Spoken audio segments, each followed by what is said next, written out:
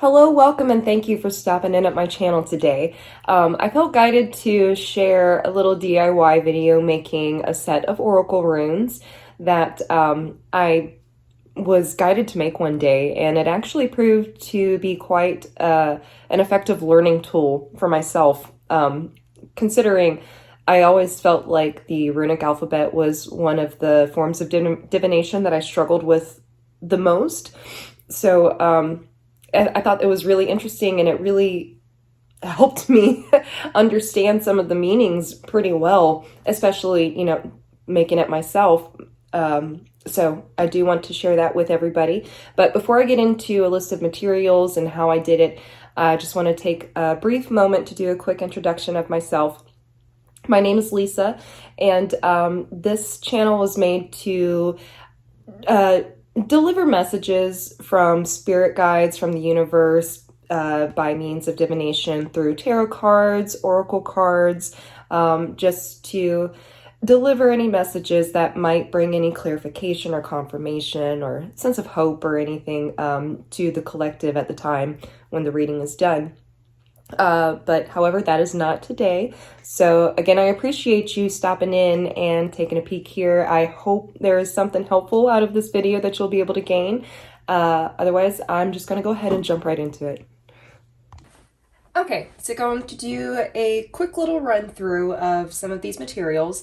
Obviously, you're going to want a pencil, a pen for outlining, a couple brushes, one that you don't mind getting some Mod Podge on, and another one like a fine lining brush here, some black paint, gold paint, Mod Podge, some scrapbooking sheets, and I actually got I've had a whole bunch of these different scrapbooking sheets for journaling, so I was able to pick through those images, and also these large flat glass marbles that the ones that I had gotten, I found them on a clearance rack for a couple bucks like 2 years ago and finally got to using them. But I was able to order this bag online for, it was like $7 off of Amazon, and it weighs about a pound, and it comes with about 30 something pieces, I want to say, so plenty enough pieces to cover the entire Elder Futhark alphabet. So just to give a quick method of how I went along with doing this and finding the images. Now, you don't have to exactly use journaling papers or anything. If you have the heart for it, and you have an old book that you don't mind cutting into, you could also do a play on words that, specific words that might align with the meaning of a specific letter. So I'm going to make just a couple of examples today. The first one I'm going to make is for the rune Yara, spelled J-E-R-A, which represents harvest. So I've got this piece of scrapbooking paper that has this, beautiful little collection of fruit sitting on a table. So it looked like a beautiful harvest. So that'll help me with that one. And the next one is Awaz that I'm going to do, which represents essentially physical movement for the most part. So I found this image of a boat on the ocean that's moving, so a sense of movement happening. But yeah, so the idea really is to take the letter. I'm going to show you an example, and this is an example as a play on words. This rune itself, look at the camera, I can't really see if you can see that or not. This rune itself is Isa. Where's the camera at? Here we go. Oh, it's almost there. Okay, so that represents ice or freeze, or it stands for ice. It means ice, and it means to freeze. And I found this piece of paper. Ooh, it's going out of focus again. Essentially, right in the center, it says standing motionless. If that could clear up, standing motionless right there. So when I see this one, or when I pull this out of my rune bag, just based off of the images, the image itself, it reminds me that that means ice, and that's Isa. But anyways, so if that gives kind of an indication of how I made these, because it's very personal, you know, so you can use images, letters, you know, words, anything that will help you along your journey to be able to hold this information and, you know, learn the alphabet a little bit better. Not to mention it looks pretty cool at the same time. So anyways, I'm going to just do a little time lapse of making a couple of these 2 examples, and I'll show you the finished product at the end. And yep, get right back into it. So give me just a moment. So I started by placing the marble over the image I wanted, traced around the marble with the pencil, and cut out my image, trimming it to size it if necessary. Since I had it handy, I used gold acrylic paint to paint over the penciled in letter with the small brush, but feel free to use pen or marker or even a different color.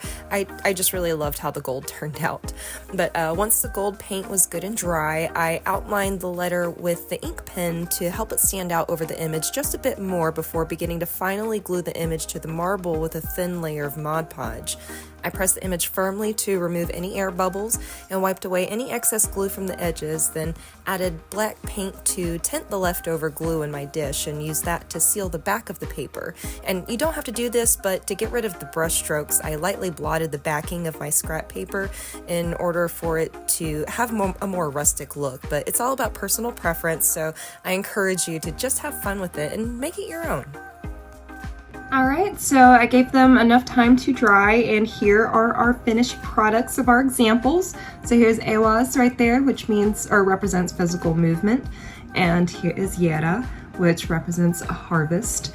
But yeah, they came out pretty nice. You can see the image is pretty clear through the glass, and another cool thing is these do magnify the image even just by a little bit. So if you are using a text image, something that has some small lettering on it, it will magnify it to, you know, just the smallest degree at least.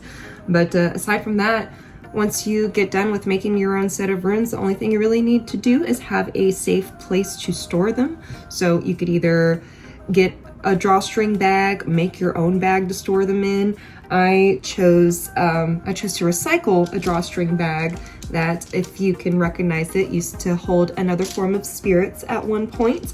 But I stitched on an image there just to cover up the logo and personalize it, just to make it my own.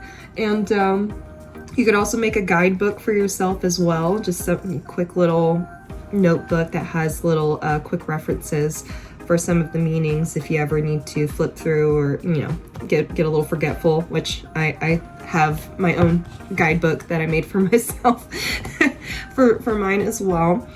But aside from all of that, I would just recommend to use caution when you're using these runes, considering that they are glass. So I know that runes are normally meant to be casted, and they're normally made out of wood as well. So I'd recommend maybe, and this is what I do for myself, but doing the mystery grab, you know, reaching into the bag and pulling out a rune, as opposed to shaking them up and casting them down. You just don't want to risk breaking them, cutting yourself, and hurting yourself in any way or hurting anybody else. So yeah, just to use precaution and a little extra common sense. Of course, you know, I know I probably don't even have to say that, but you never know, it might need to be heard. Sometimes we get a little ahead of ourselves sometimes.